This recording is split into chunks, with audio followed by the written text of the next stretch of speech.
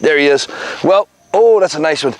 Topwater fishing in the fall is the hottest thing you can do. And let me tell you something, with the weather we got and the shrimp flooding the marsh, if you want speckled trout and you're gonna fish them, you better have a topwater on for the next about month, because these big trout are eating them up.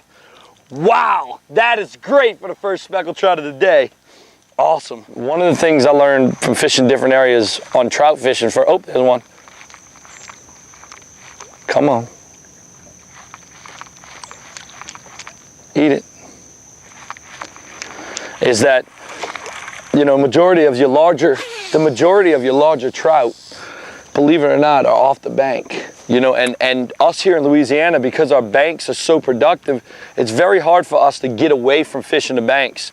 But I will tell you right now that I have become accustomed to fishing off the banks, and believe it or not, the size of your fish increase dramatically by getting off the bank. But it's very hard. I've grown up throwing to the bank, and most anglers the same thing. So when you're out fishing, you want to make sure that you at least take some time and go down one bank and throw off the bank. I promise you, you'll find out that it's a lot more productive.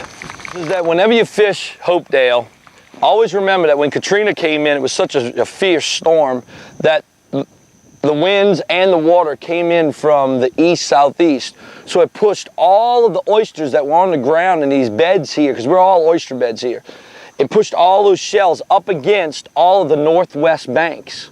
So when you're fishing, always remember those northwest banks, wherever there's beds, there's loads of shell against those banks.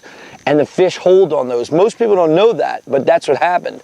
And if you look around when you go on a low tide, you can actually look at the banks, and you'll see, you go skim, you'll sight the whole bank, and when you're going down, when you hit the northwest bank, there'll just be shell all along until you get over to like the west, southwest bank.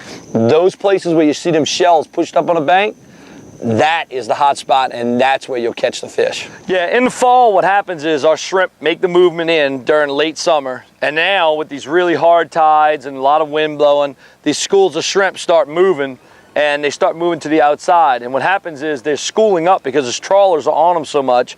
So with them doing that, when they school up, the trout find them, they get on them, and you'll see birds just like you would early spring in the marsh. It's the exact same thing. And majority of the time, you can find fish in the exact same spot you found them in the spring. You know, just going to the exact same spot. But they're feeding on shrimp right here. Right now, this time of year, most of the time in the fall or early spring, you want to be around the current, but you don't want to be right in it. You kind of want to be right on the outer fringes of it.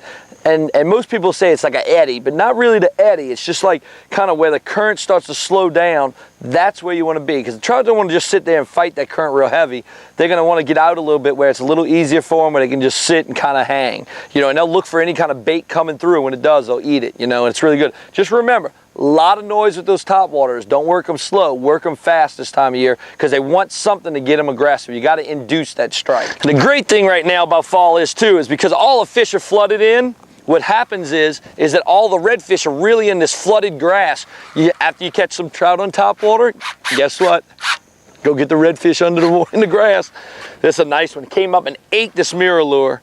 They love to eat these things. We got bait fish, little small finger mullet. When you see them on the bank with grass flooded, you know that there's going to be redfish around, because that's what they're going to be feeding on. And I'll tell you, I thought this was a smaller redfish, but he's not. Oh, unless I got him hooked really funny. I got him hooked a little funny. He's a nice size one. Oh, yeah, that's a nice fish. Here he comes.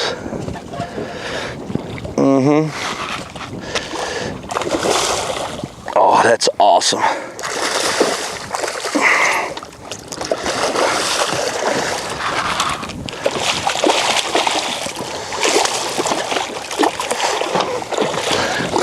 And look at that. Ooh, let's see. Oh, come here, baby. Look at that. That's a beautiful redfish. Top water just like we want it, where it's not going to hurt him if we want to release him. Right on the outside of the mouth. If I can just get a hold of him. Oh, that is what you call awesome red fishing on top water. You can't beat that.